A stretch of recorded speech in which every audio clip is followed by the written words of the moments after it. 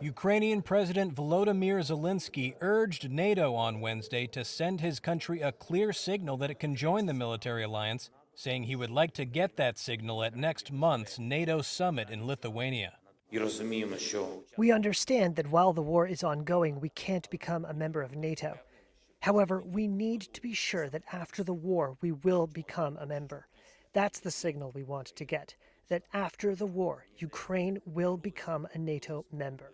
Zelensky made the comments at a press conference alongside the presidents from Poland and Lithuania, who made a surprise visit to Kyiv and vowed to do everything they can to ensure that Ukraine becomes a member of NATO as soon as possible. The two visiting leaders also expressed concern over the arrival of Russian mercenary leader Yevgeny Prigozhin in Belarus, where he has gone into exile after leading his Wagner private militia in a stunning but brief mutiny against Moscow.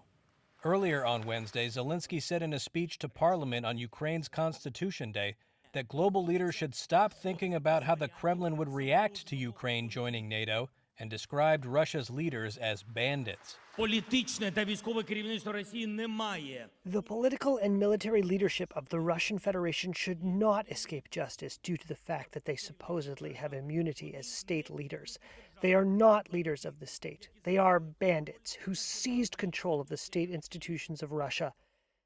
And they became brazen with impunity and began to terrorize the whole world. Zelensky said he also hoped to receive security guarantees at the summit in July to help protect Ukraine until it's accepted as a NATO member. Though Ukraine wants to join as quickly as possible, NATO is divided over how fast that step should be taken. The United States and Germany in particular are wary of moves they fear could take the alliance closer to entering an active war with Russia, which has long seen NATO's expansion into Eastern Europe as evidence of Western hostility. Zelensky said it was unfortunate that some world leaders still, quote, look back at Russia when making their own decisions. Meanwhile, Ukrainian forces are engaged in a counter-offensive aimed at retaking Russian-held territory in the country's east.